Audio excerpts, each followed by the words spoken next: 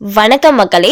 Ration கார்டை ரத்து செய்ய உத்தரவிட்டிருக்காங்க. இது செய்யலைன்னா உங்களோட ரேஷன் கார்டு ரத்து ஆகிடும், உங்களுக்கு எந்த பொருளும் கிடைக்காதுன்னு சொல்லியிருக்காங்க. ஸோ அது என்ன விஷயம் அப்படிங்கிற முழு விவரங்களையும் தெரிஞ்சுக்க வீடியோ கொஞ்சம் கூட ஸ்கிப் பண்ணாமல் கடைசி வரைக்கும் முழுமையாக பாருங்கள். அப்போ தான் என்ன சொல்கிறாங்க அப்படிங்கிற முழு விவரங்களையும் உங்களால் தெரிஞ்சுக்க முடியும். அது மட்டும் இல்லாமல் அந்த லைக் பட்டனையும் தட்டி விட்டுருங்க. வாங்க வீடியோக்குள்ளே போகலாம். டிசம்பர் மாதம் முடிவதற்குள் அனைவருக்கும் இந்த அப்டேட்டை முடித்தே ஆக வேண்டும்.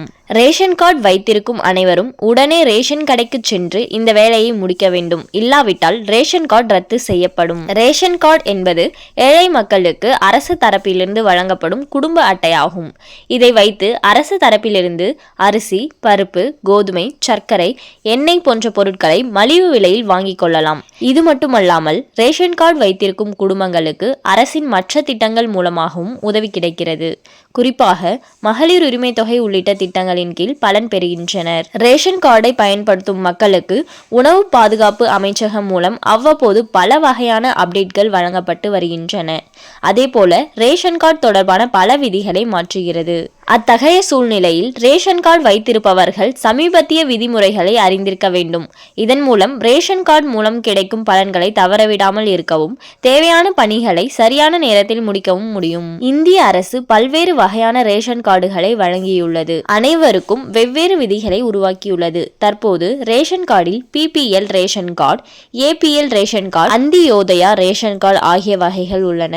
ஒருவர் எந்த வகையான ரேஷன் கார்டு வைத்திருந்தாலும் அந்த ரேஷன் கார்டு தொடர்பான விதிமுறைகளை பின்பற்றுவது கட்டாயம். அதை பின்பற்றாவிட்டால் ரேஷன் சேவையும் நிறுத்தப்படலாம்.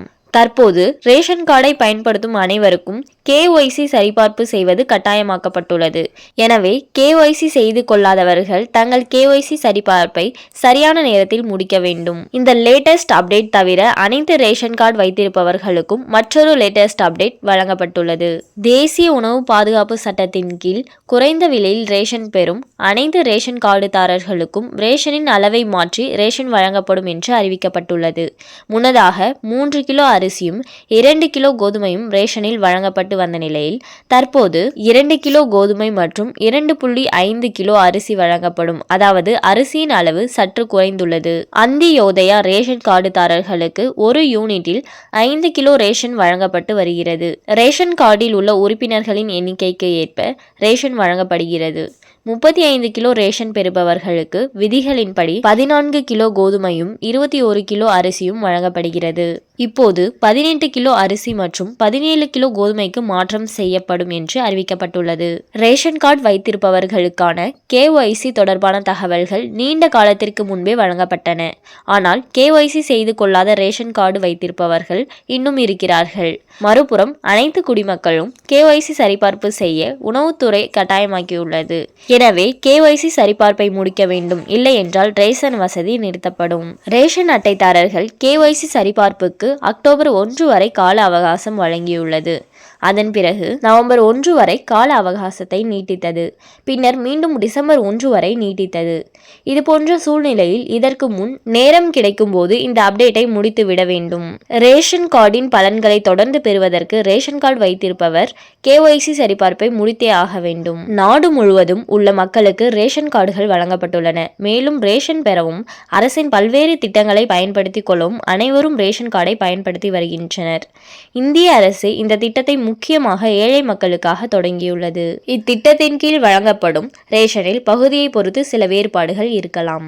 நீங்கள் ரேஷன் கார்டு வைத்திருப்பவராக இருந்தால் உணவு பாதுகாப்பு சட்டத்தின் கீழ் நியாயமான விலையில் ரேஷன் விநியோகம் செய்யும் கடைகள் உங்கள் அருகில் கண்டிப்பாக இருக்கும்.